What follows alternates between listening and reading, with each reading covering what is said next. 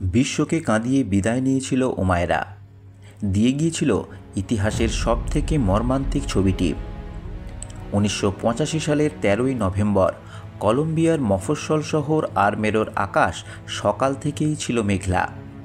বৃষ্টি ঝেঁপে আসছিল মাঝে মাঝে। তখন বিকেল 4টে। বাবা আলভেরো ও ভাই আলভেইরোর সঙ্গে জমি থেকে তুলে আনা ধান গোলায় তুলছিল 13 বছরের ফুটফুটে বালিকা ওমায়রা স্যাঞ্চেজ। মা মারিয়া আলিফা গিয়েছিলেন বাড়ি থেকে 160 কিলোমিটার দূরে থাকা কলম্বিয়ার রাজধানী বোগোটায়। সেখানে তিনি নার্সের কাজ করেন। হঠাৎ পশ্চিম দিক থেকে ভেসে এসেছিল গুম গুম আওয়াজ। চমকে উঠেছিল ওমায়রা। মেঘ ডাকার আওয়াজ ভেবে আবার মন দিয়েছিল কাজে।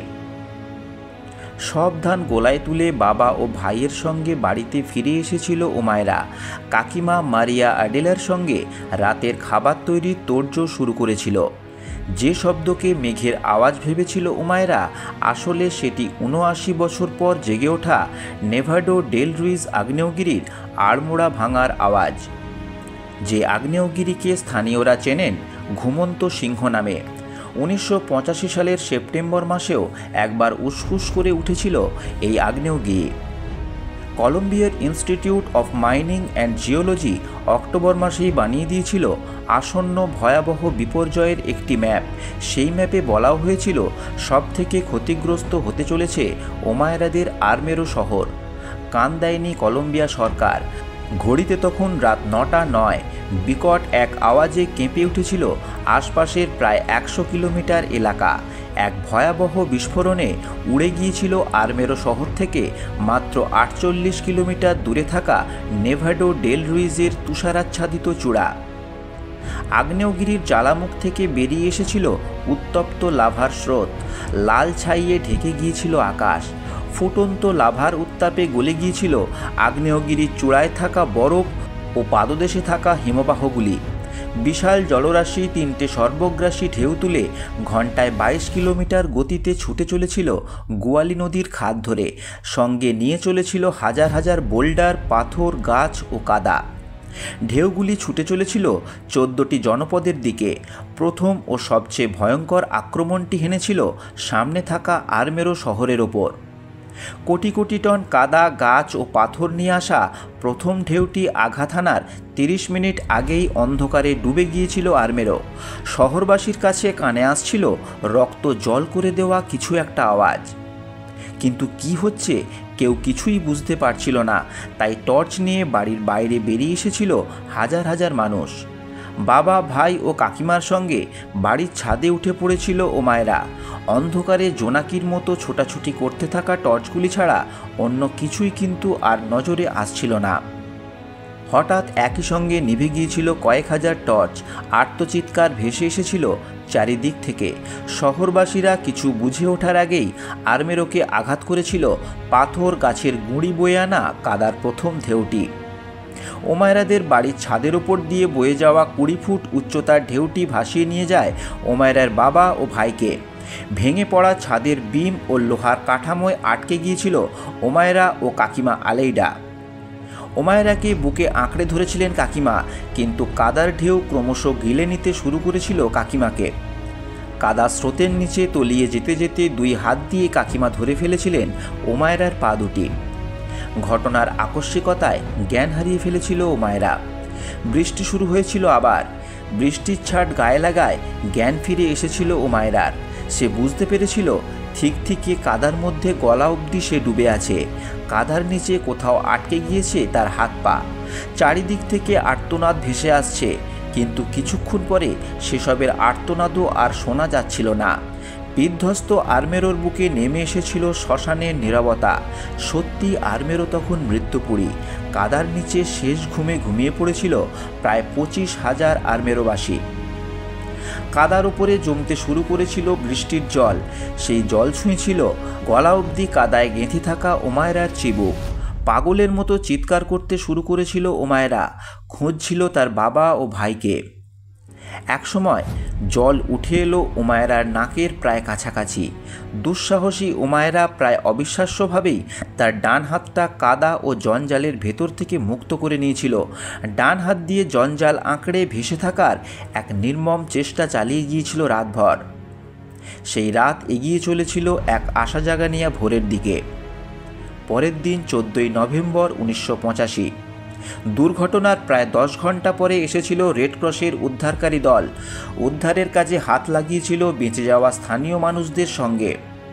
গোটা আর্মেরো জুড়ে ছড়িয়েছিল কাদায় গেঁথে যাওয়া হতভাগ্য শহরবাসীদের মৃতদেহ। উদ্ধারকারী দলের গলার আওয়াজ পেয়ে দেহের সর্বশক্তি একত্রিত করে উমায়া চিৎকার করে উঠেছিল, আমাকে বাঁচাও।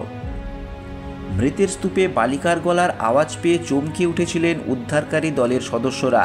তন্ন তন্ন করে খোঁজার পর দলটির এক সদস্য দেখতে পেয়েছিলেন উমায়রাকে।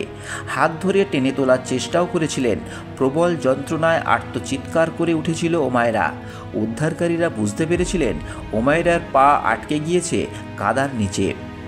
সারাটা দিন ধরে উমায়রাকে ঘিরে থাকা কাদা, পাথর, কাঠ, টালির টুকরো সরিয়েছিলেন উদ্ধারকারী দলের সদস্যরা। মুক্ত করে ফেলেছিলেন উমায়রার বাম হাত ও কোমর, কিন্তু হাজার চেষ্টা করেও মুক্ত করা যায়নি পা দুটিকে। দেখা গিয়েছিল আর এক বিপত্তি। উমায়রার চারপাশ থেকে জঞ্জাল সরানো মাত্রই গর্তটি ভরে যেতে শুরু করেছিল চারিদিক থেকে ধেয়ে আসা জলে। আবার জলের নিচে তলিয়ে যেতে শুরু করেছিল উমায়রা। তাকে ভাসিয়ে রাখার জন্য বুকের নিচে পরিয়ে দেওয়া হয়েছিল বাতাস ভরা এক টিউব। সামনে রাখা হয়েছিল লম্বা একটি ডাল, যাতে সে ডালটি ধরে ভেসে থাকতে পারে। পরের দিন 15ই নভেম্বর 1985। দুর্ঘটনার 36 ঘন্টা পর এক ডুবুরি জলের নিচে গিয়েছিলেন। দেখেছিলেন এক শিউরে ওঠা দৃশ্য। গলা অবধি জলে হাঁটু মুড়ে বসে আছে উমায়রা। তার দুটি পায়ের হাঁটুর নিচের অংশ পিষে গিয়েছে কংক্রিটের একটা বিমে। পিষে যাওয়া পা দুটিকে ধরে চেপে আছেন এক মৃতা মহিলা।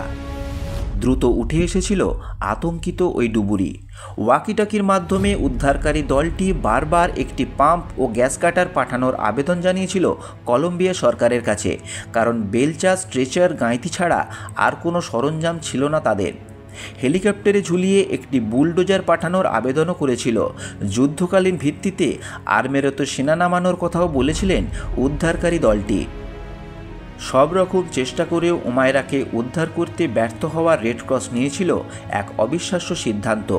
কাদার নিচে আটকে থাকা উমায়রার পা দুটি অপারেশনের মাধ্যমে বাদ দিয়ে উমায়রাকে তুলে আনা হবে। 1 ঘন্টা ধরে আলোচনা করেছিলেন চিকিৎসকেরা।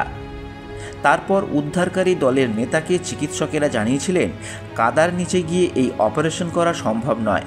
তাছাড়া অপারেশন করলে নারকীয় যন্ত্রণা ভোগ করতে হবে বালিকাটিকে। অপারেশন করে বাঁচানো যাবে না উমায়রাকে। বিষাক্ত জলের কারণে গ্যাংগ্রিন তার হবেই। তার থেকে বরং উমায়রাকে উপহার দেয়া হোক স্বাভাবিক এক মৃত্যু। 50 ঘন্টারও বেশি এক গলা কাদায় দাঁড়িয়ে আছে ফুটফুটে মেয়েটি।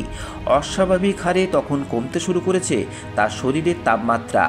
আর মাত্র কয়েকটা ঘন্টা প্রকৃতি নিজেই ব্যথাহীন মৃত্যু উপহার দেবে উমায়রাকে। এই মর্মান্তিক সিদ্ধান্তই মেনে নিয়েছিলেন সবাই, যদিও তারা জানতেন এক নির্মম ও যন্ত্রণাময় মৃত্যুই উপহার পেতে চলেছে উমায়রা স্যাঞ্চেজ। উমায়রা কিন্তু জানতো না তার মৃত্যু পরোয়ানায় সই হয়ে গিয়েছে। তাই বুঝি সে এক বুক বাঁচার আশা নিয়ে গল্প শুরু করেছিল কলম্বিয়ার সাংবাদিক সান্টা মারিয়া বাররাগানের সাথে।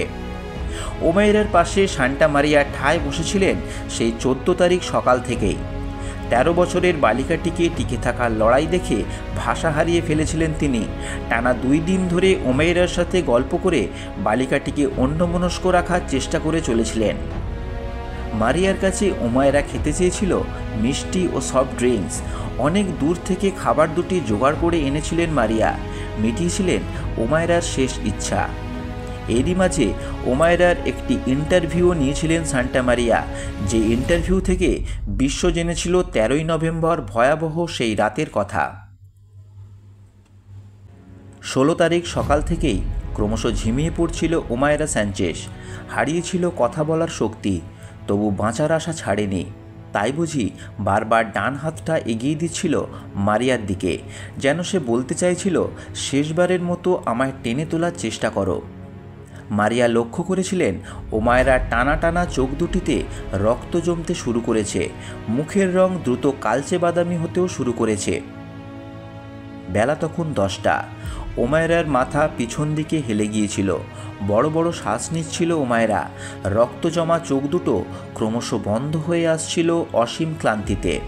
সর্বশক্তি একত্রিত করে মৃত্যুকূপ থেকে শেষবারের মতো বেরিয়ে আসার চেষ্টা করছিল ওমায়রা। শেষবারের মতো চোখ খুলে সুন্দর এই পৃথিবীটাকে দেখে নিতেও চেয়েছিল। ফুটফুটে ওমায়রা চিরশান্তির দেশে চলে গিয়েছে 39 বছর আগে। কিন্তু জানেন কি, আজও সে উড়ে বেড়ায় পরিত্যক্ত আরমেরো শহরের আনাচে কানাচে। 2020 সালে পরিত্যক্ত আরমেরো শহরে পাওয়া গিয়েছিল নতুন এক ঝিঁঝি পোকার প্রজাতি। ওমায়রাকে চিরকালের জন্য বাঁচিয়ে রাখতে বিজ্ঞানীরা প্রজাতিটির নামের সঙ্গে জুড়ে দিয়েছিলেন ওমায়রার নাম। নতুন প্রজাতিটির নাম রাখা হয়েছিল গিগাগ্রিলাস ওমায়রা। আজও হয়তো প্রতি সন্ধ্যায় পরিত্যক্ত আরমেরো শহরে রাত জাগা ঝিঁঝি পোকা হয়ে কান্না ভেজা গলায় ওমায়রা চিৎকার করে খুঁজে চলেছে তার বাবা, ভাই ও কাকিমাকে।